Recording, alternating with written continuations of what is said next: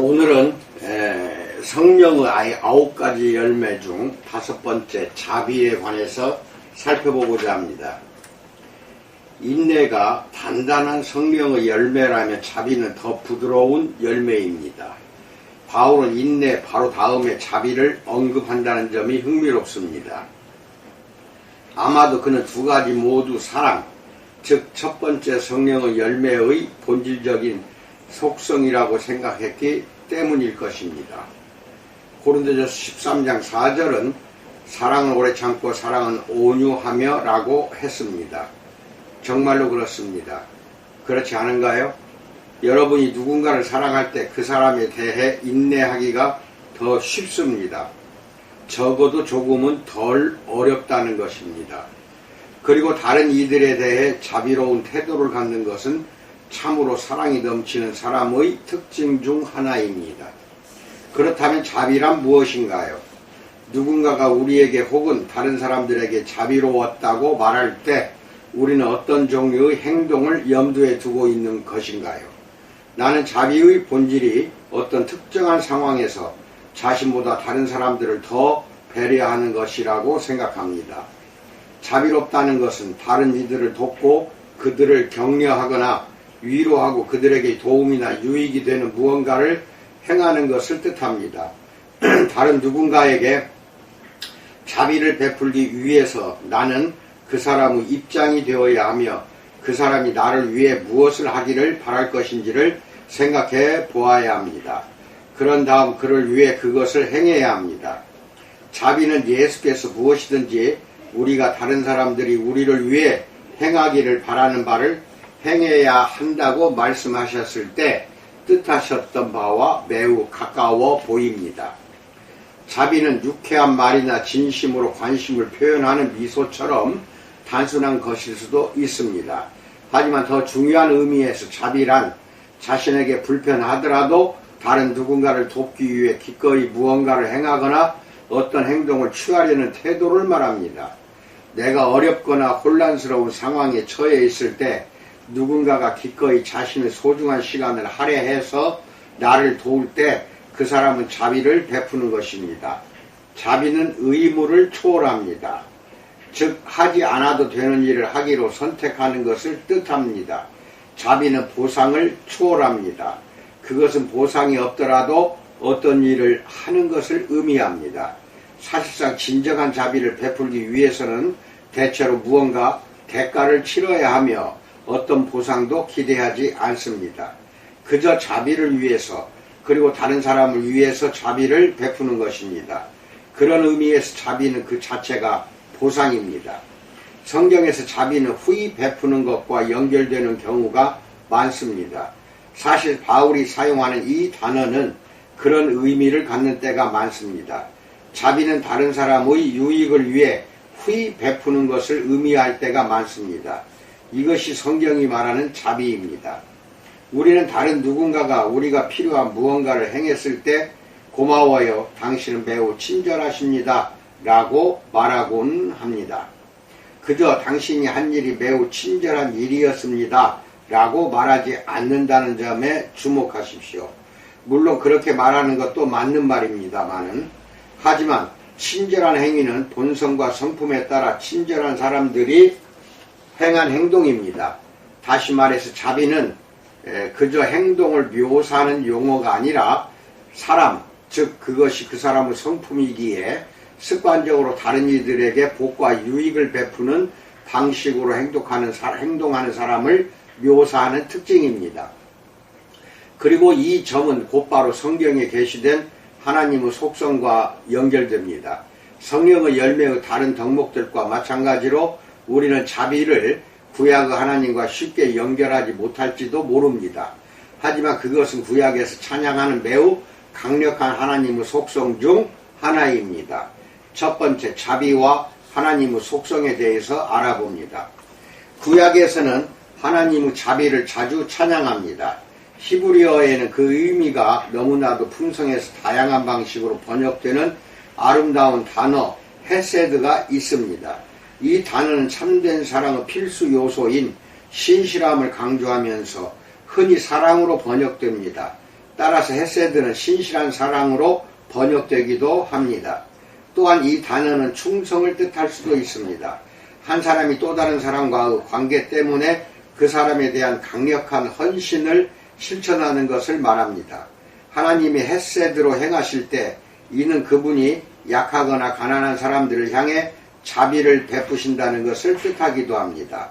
따라서 이것은 구약에서 매우 자주 등장하는 또 다른 단어인 긍휼과 매우 가깝습니다. 흠정역처럼 더 오래된 성경 번역본에서는 헤세드를 인자하심, loving kindness로 번역하기도 합니다. 나는 이 아름다운 옛 영어 복합어를 계속 사용했으면 합니다. 그리고 헤세드는 그저 자비로 번역되는 경우도 많습니다. 다른 누군가를 위해서 무언가를 행동으로 사려 깊은 사랑을 보여주는 무언가를 행한다는 적극적인 의미를 담고 있기 때문입니다. 하나님이 자비롭게 헤세드를 행하실 때 이는 하나님이 우리의 필요에 세심한 주의를 기울이시고 너그럽고 자비로운 사랑으로 행동하시며 우리의 복과 유익을 위해 모든 것을 후히 공급하심으로써 그분의 언약적 약속을 신실하게 지키신다는 것을 뜻합니다. 이것이 아름다운 단어입니다. 하나님의 헤세드에 관해 이야기하는 예를 수십 개는 제시할 수 있습니다. 하지만 가장 잘 알려진 것은 시편 23편의 마지막 절입니다.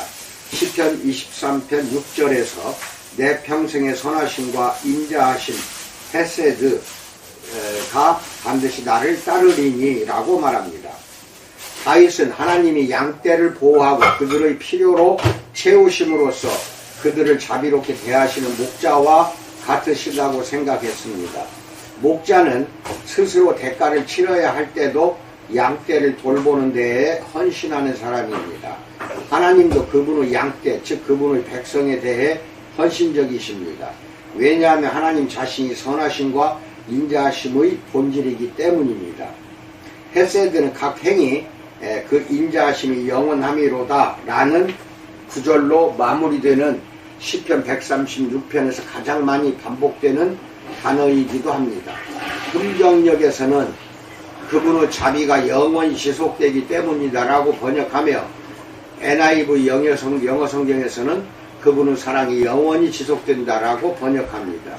이 시편 전체가 하나님이 그분의 창조와 구속사역에서 언제나 미쁘신 사랑으로 행동하셨다고 찬양합니다. 그분의 구속사역의 일부로서 그분께 반대하는 이들에 대한 심판을 내리실 때도 하나님은 자비를 베푸셨습니다. 시편 145편 17절에서 여호와께서는 그 모든 행위에 의로우시며 그 모든 일에 즉 그분이 만드신 모든 것에 대해 은혜로우시도다 라고 말합니다. 이스라엘은 하나님의 자비하심을 찬양했습니다. 그들의 역사는 그들이 자세히 이야기할 수 있는 그분의 자비하심을 보여주는 사례로 가득 차 있습니다. 이사야서 63장 7절에서 내가 여호와께서 우리에게 베푸신 모든 자비와 그의 찬송을 말하며 그의 사랑을 따라 그의 많은 자비를 따라 이스라엘 집에 베푸신 그 큰 은총을 말하리라 라고 말합니다. 따라서 바울이 루스드라 사람들에게 한 분이시며 살아계신 참 하나님이 어떤 분이신지를 가르치고자 했을 때 그는 하나님의 자비에 초점을 맞췄습니다. 사도행전 14장 17절에서 여러분에게 하늘로부터 비를 내리시며 결실기를 주시는 선한 일을 하사 음식과 기쁨으로 여러분의 마음에 만족하게 하셨느니라 라고 말합니다. 비록 바울은 성경에 관해 전혀 알지 못하는 사람들을 향해 말하고 있지만 이것은 매우 구약적인 언어입니다.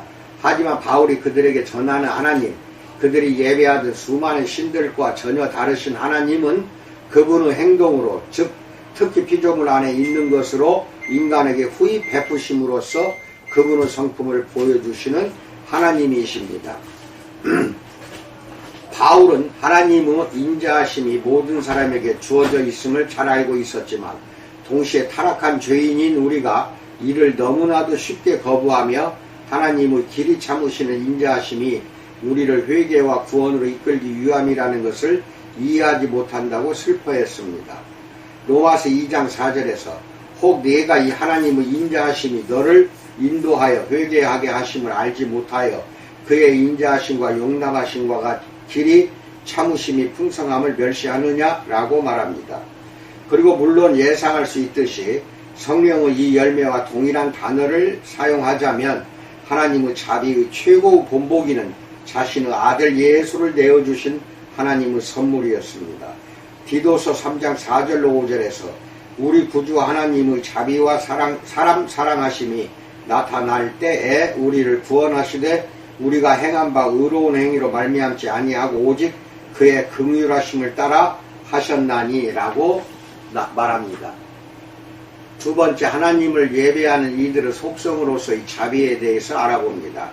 하나님이 이런 분이시기에 그분을 알고 예배한다고 주장하는 이들은 똑같은 성품을 보여주어야 합니다.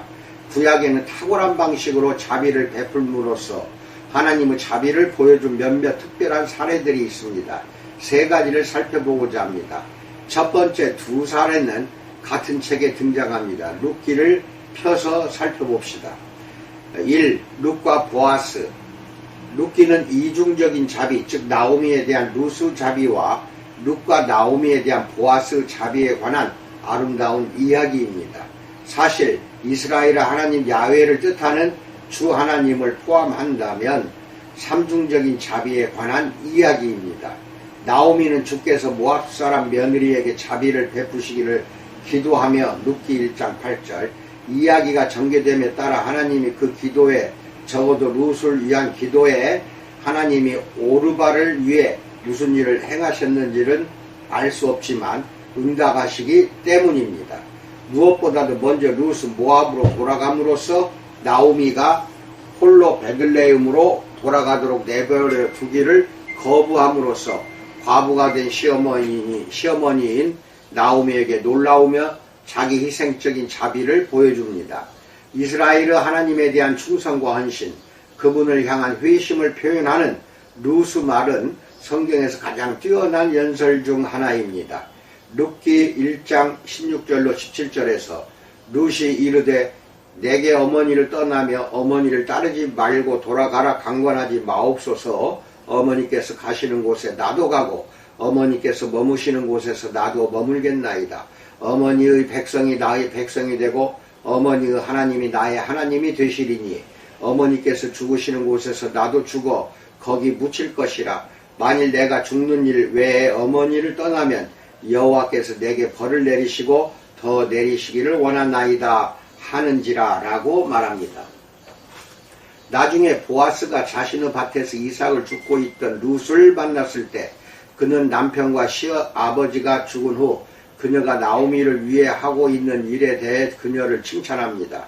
그리고 룻은 그가 베푼 자비에 대해 큰 안도와 고마움을 표현합니다. 룻기 2장 11절로 13절. 그날 저녁 룻이 나오미에게 무슨 일이 있었는지 이야기하자 나오미는 놀라워하며 이렇게 말합니다. 룻기 2장 20절에서 나오미가 자기 며느리에게 이르되 그가 여호와로부터 복받기를 원하노라. 그가 살아있는 자와 죽은 자에게 은혜 헤세드 베풀기를 그치지 아니하도다 하고 나오미가 또 그에게 이르되 그 사람은 우리와 가까우니 우리 기업을 물을 자 중의 하나이니라 하니라 라고 말합니다. 그 다음 일화에서 나오미의 지시에 따라 룻은 한밤중에 자고 있는 보아스 곁에 눕습니다. 그리고 누구라도 그렇겠지만 보아스가 깜짝 놀라서 깨고 룻이 그에게 자신과 결혼해달라고 부탁할 때 우리는 다시 한번 헤세드라는 단어를 듣습니다. 보아스가 룻의 당혹스러운 행동에 대해 그를 책망하면서 다른 사람들이 그가 거기 와 있다는 것을 알아차리기 전에 당장 일어나 집으로 돌아가라고 말하리라 생각할지도 모릅니다. 하지만 그러지 않았습니다. 오히려 그는 그녀를 축복합니다. 룻기 3장 10절로 11절에서 그가 이르되 내 딸아 여호와께서 내게 복 주시기를 원하노라. 내가 가난하건 부하건 젊은 자를 따르지 아니하였으니 내가 베푼 인애 헤세드가 처음보다 나중에 더하도다. 그리고 이제 내 딸아 두려워하지 말라. 내가 네 말대로 네게 다 행하리라 라고 말합니다. 보아스는 어떤 인애에 관해 말했던 것일까요? 어떤 의미에서 룻이 보아스에게 인애를 베푸는 행동을 한 것일까요? 그녀가 자기 나이 또래의 젊은 남자와 결혼할 수 있지만 그에게 자신과 결혼해달라고 부탁하기로 작정했다는 것도 사실입니다. 하지만 그보다는 기업을 물을 자로서 자신과 결혼해달라고 부탁함으로써 그녀가 나오미와 자신의 죽은 남편 엘리멜렉에게 인애를 베풀고 있다는 것을 보아스는 깨달았다고 보아야 합니다. 왜냐하면 만약 그녀가 보아스의 사이에서 아들을 갖게 된다면 그 아들은 엘리멜렉의 성과 재산을 물려받게 될 것이기 때문입니다. 또한 바로 그런 이유 때문에 보아스가 기꺼이 그녀를 자신의 아내로 맞이한 것은 칭찬을 받을 만한 매우 의롭고 자비로운 행동으로 간주되었습니다. 룻기 4장 11절로 12절. 따라서 보아스에게 자신과 결혼해달라고 부탁한 룻의 행동은 엘리멜렉과 나오미의 가문에 대해 자비를 베푼 행동이었으며 약간 미룬 다음에 그렇게 하기로 동의한 보아스의 행동 역시 그들 모두에게 자비를 베푼 행동이었습니다. 따라서 룻기 전체가 헤세드의 이야기입니다. 즉 처음부터 끝까지 행동으로 실천하는 자비에 관한 이야기입니다. 보아스와 룻은 하나님의 자비를 본으로 보여줍니다. 하나님은 그렇게 행동하시며 보아스처럼 이스라엘 백성으로 태어났든지 룻처럼 회심한 이방인이든지 그분의 종들은 그렇게 행동해야 합니다. 두 사람 모두 그들 자신의 문화에서 정상적이라고 생각하거나 기대되는 바를 초월했습니다. 두 사람 모두 큰 위험을 감수했습니다. 그리고 그들은 큰 공경에 처한 누군가에게 자비를 베풀기 위해 그렇게 했습니다. 정확히 하나님처럼 말입니다. 2. 다윗과 사울왕의 아들 요나단 사이의 우정은 전설적입니다. 두 사람 모두 사울이 기회만 잡으면 다윗을 살해하기로 작정했음을 알고 있었습니다. 그뿐만 아니라 다윗이 결국 사울을 대신할 왕으로 기름 부음을 받았음을 알고 있었습니다. 이는 사울의 아들로서 다음 왕이 될 것이라고 예상했을, 그리고 그러기를 원했을 수도 있는 요나단에게 큰 위협이었을 것입니다. 따라서 요나단은 다윗에게 자신과 자신의 가문에 대해 무슨 일이 일어나더라도 평생 충성을 맹세할 것을 요구했습니다. 요나단은 다윗에게 하나님을 본받아서 그렇게 하라고 분명히 요구했습니다. 사무엘상 20장 14절로 17절에서 너는 내가 사는 날 동안에 여호와의 인자하심을 내게 베풀어서 나를 죽지 않게 할 뿐 아니라 여호와께서 너 다윗의 궤적들을 지면에서 다 끊어버리신 때에도 너는 내 인자함을 내 집에서 영원히 끊어버리지 말라 하고, 이에 요나단이 다윗의 집과 언약하기를 여호와께서는 다윗의 대적들을 치실지어다 하니라. 다윗에 대한 요나단의 사랑이 그를 다시 맹세하게 하였으니 이는 자기 생명을 사랑함 같이 그를 사랑함이었더라 라고 말합니다. 나중에 사울과 요나단이 블레셋과의 전투에서 죽고 다윗이 이스라엘 모든 지파의 왕이 되었을 때 다윗은 요나단과 맺은 그 약속과 그 약속을 맺을 때 사용했던 말을 기억했습니다. 사무엘하 9장 1절로 7절에서 다윗이 이르되 사울의 집에 아직도 남은 사람이 있느냐, 내가 요나단으로 말미암아 그 사람에게 은총 헤세드를 베풀리라 하니라. 사울의 집에는 종 한 사람이 있으니 그의 이름은 시바라. 그를 다윗 앞으로 부르며 왕이 그에게 말하되 네가 시바냐 하니 이르되 당신은 종이니이다 하니라. 왕이 이르되 사울의 집에 아직도 남은 사람이 없느냐, 내가 그 사람에게 하나님의 은총을 베풀고자 하노라 하니, 시바가 왕께 아뢰되 요나단의 아들 하나가 있는데 다리 저는 자인 자니이다 하니라. 왕이 그에게 말하되 그가 어디 있느냐 하니, 시바가 왕께 아뢰되 로드발 암미엘의 아들 마기의 집에 있나이다 하니라. 다윗 왕이 사람을 보내어 로드발 암미엘의 아들 마기의 집에서 그를 데려오니 사울의 손자 요나단의 아들 무비보셋이 다윗에게 나와 그 앞에 엎드려 절하매, 다윗이 이르되 무비보셋이여 하니 그가 이르기를 보소서 당신은 종이니이다. 다윗이 그에게 이르되 무서워하지 말라. 내가 반드시 내 아버지 요나단으로 말미암아 내게 은총을 베풀리라. 내가 내 할아버지 사울의 모든 밭을 다 네게 도로 주겠고 또 너는 항상 내 상에서 먹을 떡을 먹을지니라 하니 라고 말합니다. 이렇게 구약에서는 헤세드 자비가 이스라엘 하나님의 성품이며 따라서 그분의 백성의 성품이기도 해야 한다고 가르쳤습니다. 신실한 사랑과 자비는 하나님이 이 땅에서 실현되기를 보기 원하시는 것입니다. 몇몇 예언자들이 분명히 말했듯이 하나님은 이를 기뻐하십니다. 예레미야서 9장 23절로 24절에서 여호와께서 이와 같이 말씀하시되 이 지혜로운 자는 그의 지혜를 자랑하지 말라. 용사는 그의 용맹을 자랑하지 말라. 부자는 그의 부함을 자랑하지 말라. 자랑하는 자는 이것으로 자랑할지니 곧 명철하에 나를 아는 것과 나 여호와는 사랑, 헤세드와 정의와 공의를 땅에 행하는 자인 줄 깨닫는 것이라. 나는 이 일을 기뻐하노라. 여호와의 말씀이니라 라고 말합니다. 미가서 6장 8절에서 사람아 주께서 선한 것이 무엇임을 내게 보이셨나니 여호와께서 내게 구하시는 것은 오직 정의를 행하며 인자 헤세드를 사랑하며 겸손하게 내 하나님과 함께 행하는 것이 아니냐라고 말합니다. 스가랴서 7장 9절에서 만군의 여호와가 이같이 말하여 이르시기를 너희는 진실한 재판을 행하며 서로 인애 헤세드와 긍휼을 베풀며 라고 말합니다. 지혜 문학에서는 이것을 단순히 명령으로 보는 것에서 더 나아갑니다. 우리가 자비로운 행동을 행할 때 하나님을 본받을 뿐만 아니라 실제로 하나님께 그런 행동을 하는 것이라고 지적합니다. 헤세드라는 단어가 아래에 인용한 모든 본문에 등장하지 않지만 매우 비슷한 긍휼이라는 단어가 사용되기도 했습니다. 다른 사람들 특히 가난한 이들에게 너그럽게 자비를 베푼다는 의미는 명확합니다. 잠언 11장 17절은 인자한 자는 자기의 영혼을 이롭게 하고 잔인한 자는 자기의 몸을 해롭게 하느니라 라고 말합니다. 잠언 14장 21절에서 이웃을 업신여기는 자는 죄를 범하는 자요 빈곤한 자를 불쌍히 여기는 자는 복이 있는 자니라 라고 말합니다.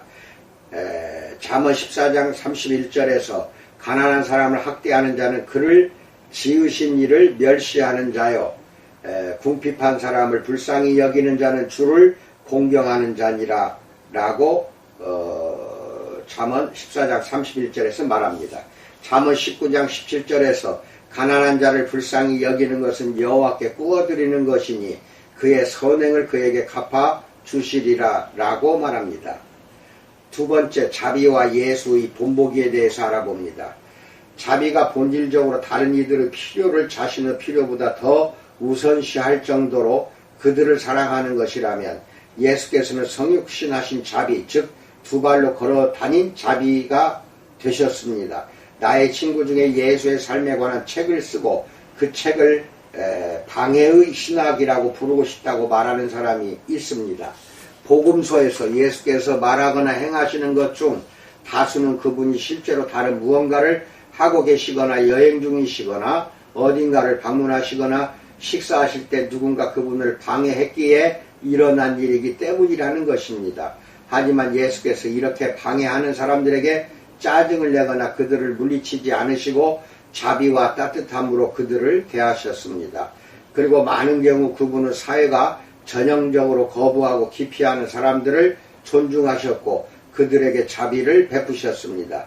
긴박한 의료적 응급 상황 때문에 서둘러 가고 계시던 그분을 방해했던 혈루증에 걸린 여인을 생각해 보십시오.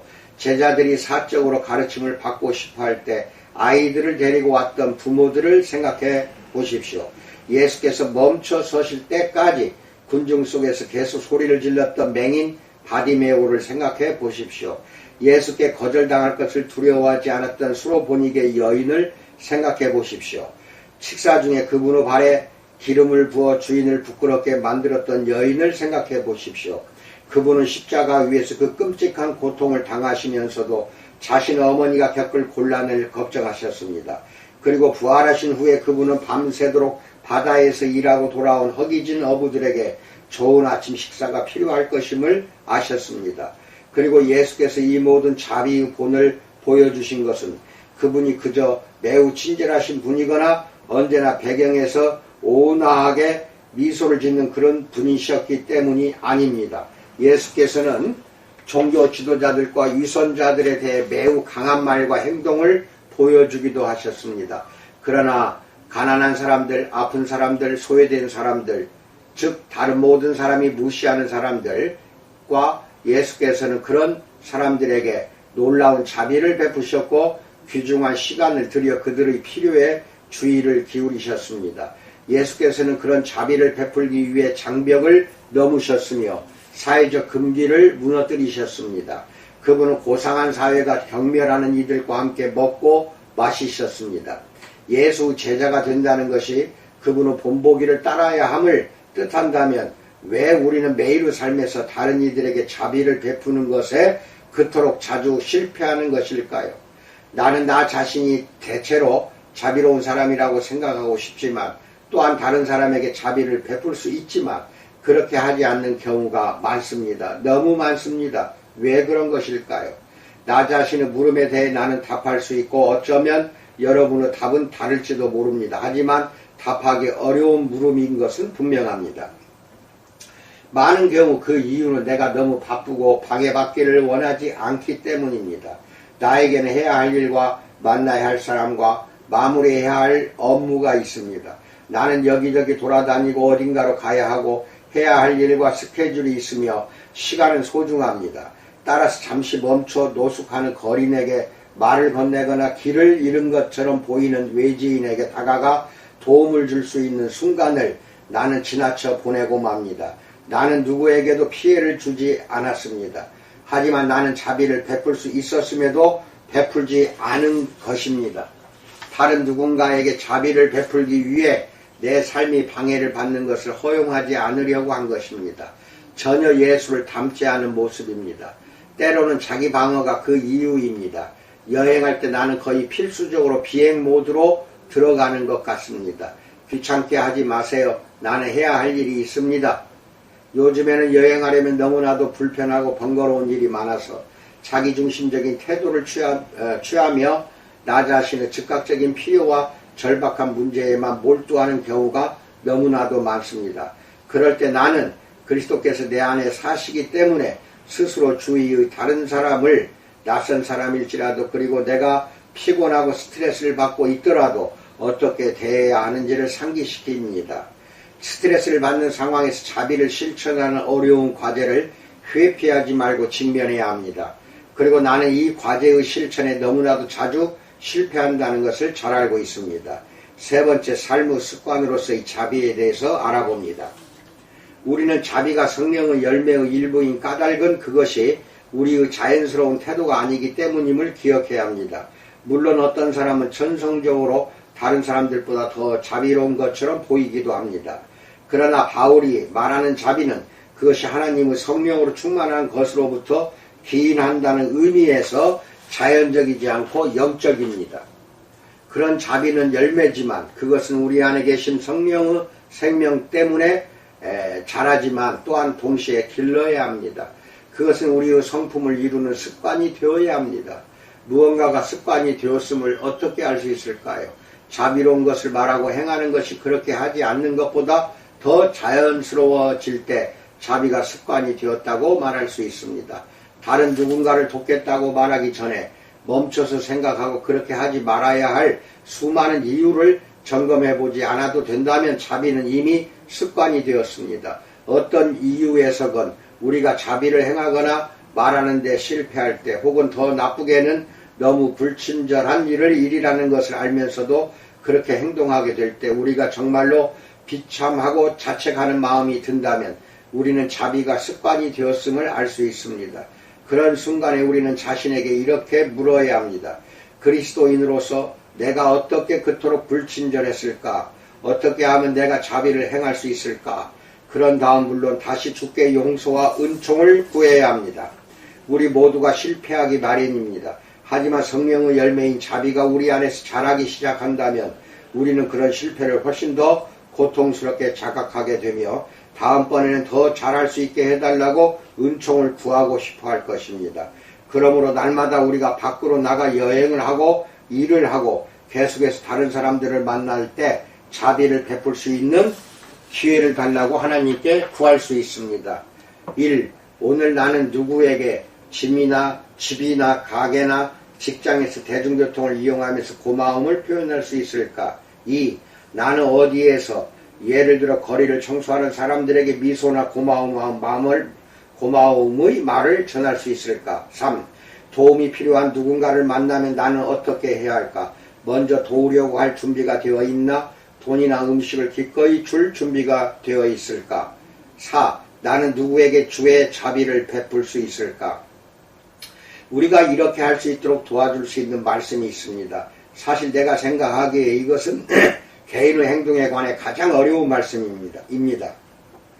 나는 존 스토트의 설교로 이 구절들에 관해 들었고 그의 말이 뇌리에 그대로 남아 있습니다. 골로새서 3장에서 바울이 무슨 일을 하든지 이 말은 그저 당신이 하는 모든 일에라는 뜻입니다. 라는 구절로 시작하는 곳이 두 군데 있습니다. 1. 무엇을 하든지 말에나 일에나 다 주 예수의 이름으로 하고 골로새 3장 17절. 예수의 이름으로 무언가를 한다는 것은 그분이 여기 계시면 하셨을 만한 일을 내가 한다는 것을 뜻합니다. 마치 그리스도께서 친히 내 안에서 나를 통해 행동하시는 것처럼 내가 행동한다는 것을 뜻합니다. 따라서 이 놀라운 본문은 우리 마음속에 이런 질문을 제기합니다. 내가 만약 그리스도라면 나는 저 사람을 위해 무엇을 할까? 예수께서는 이 상황에서 어떻게 하실까? 그러므로 예수의 이름으로 행동해야 한다면 나는 무엇을 해야 할까? 2. 무슨 일을 하든지 죽게 하듯 하고 골로새서 2장 23절.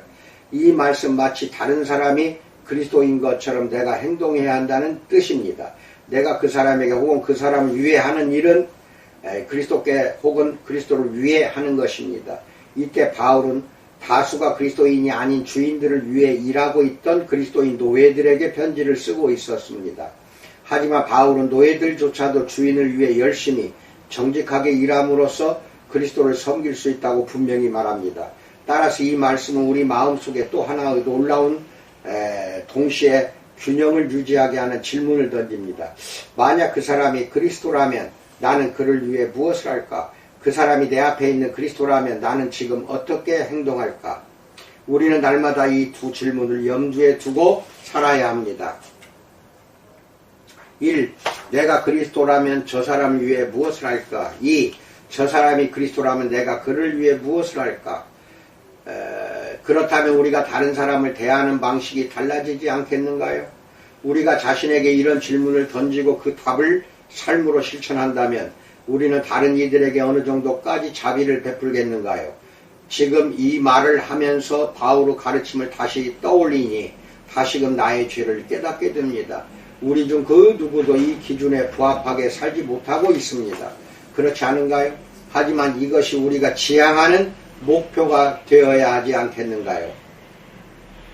공산정권 하에서 투옥되고 고문을 받았던 루마니아의 목회자 리처드 범브란트는 고문을 받은 후 다른 사람들이 있는 교도소 방으로 돌아왔던 때에 관해 이야기합니다. 날씨는 얼음이 꽁꽁 얼 정도로 추웠고 그는 온기를 위해 하나밖에 없는 담요를 꼭 껴안고 있었습니다. 자신의 담요를 더욱 더 꼭 끌어안다가 저 사람이 그리스도라면 그에게 나의 담요를 주겠는가라는 생각이 문득 머릿속에 떠올랐습니다. 답은 자명했습니다. 그는 그 남자에게 자신의 담요를 건네주었습니다. 나중에 석방된 후 그는 이 물음을 제목으로 썼습니다.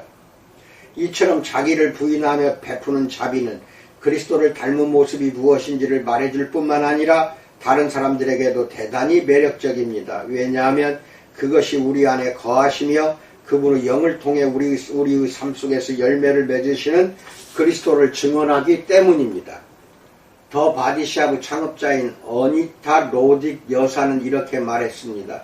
자비의 최종적인 결과는 그것이 사람들을 당신께로 이끈다는 것입니다. 라고 말합니다. 맞는 말일지도 모릅니다. 하지만 나는 더 큰 확신을 가지고 더 나은 이유 때문에 자비의 최종적인 결과는 그것이 사람들을 그리스도께로 이끈다는 것이다 라고 말할 수 있다고 생각합니다. 이상입니다.